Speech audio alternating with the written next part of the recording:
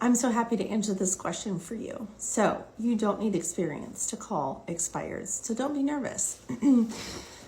Here's why I know this. So I started out of a sense of urgency. I needed money. I had a finite amount of money saved, and it was a sink or swim situation for me. So I thought, where else can I go get business from people that had already raised their hand wanting to sell, and how can I connect with them?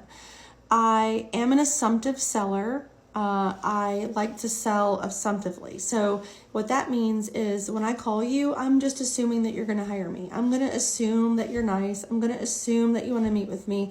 And I'm going to assume that I can connect with you. And I'm going to exude that assumptiveness like when I'm talking to people. That's just who I am. It's something, I just think it's a skill that I just have, right? So when I'm calling people, let's say this is my first month in the business, I'm just looking at the whole picture, okay? And I'm saying, all right, well, this house on, let's just say Given. This house on Given, it looks like it should have sold.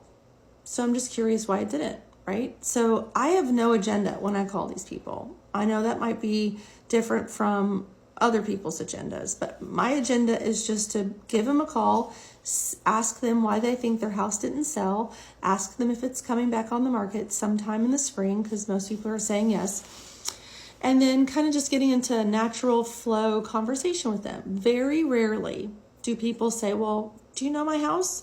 How many houses have you sold in this area? How long have you been a realtor? Like, what brokerage did you say you're with? Like, very rarely do people say that. I find in my area that if you just get into a conversation and begin to sound different than the salesman-y pitch that they're all expecting from you, you almost catch them off guard and they're like, you're different.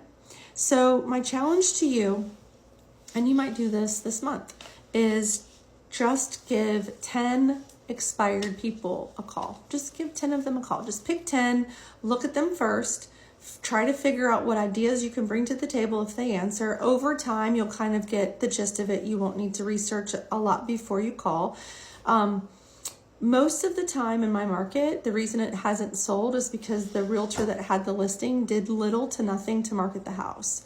And usually the seller agrees. And so if you can talk about your marketing approach, then you have a leg up over other people. And you don't need to have this expensive marketing. Do you know what you can do? Well, you can talk about, which is what I did. I talked about my involvement in the Facebook group. So your city, your local community has usually a Facebook group. So what I talked about people and like what my marketing is I am very active on the Facebook sites. I am marketing your house to my agents that I know sell in the area. So I'm doing a search in your area for if there's any patterns of agents who kind of dominate the area. I'm going to give them a call and say, hey, do you have any listings coming up? I want to talk to you about one of mine that I have coming up.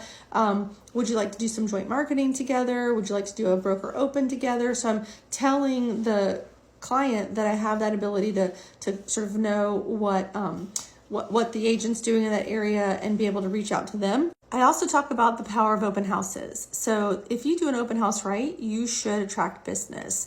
And I talk about the steps of my open house. They're very detailed and they're very specific. So we do not put a sign in the yard. We do not just put a notice that there's an open house. We do not pray that people walk in. We are very intentional about how we advertise for an open house.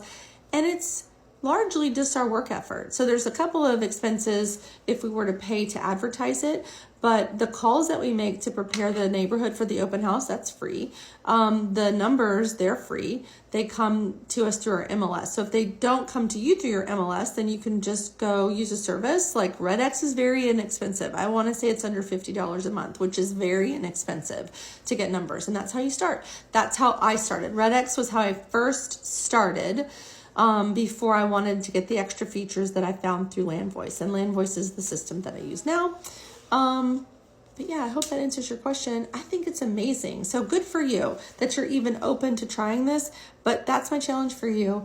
Why don't you try it with 10 people, but in advance, prepare what you're going to say. Like, this is how I do an open house. This is what I'm going to do for you. I'm going to post you on Facebook groups. I'm going to do a targeted ad.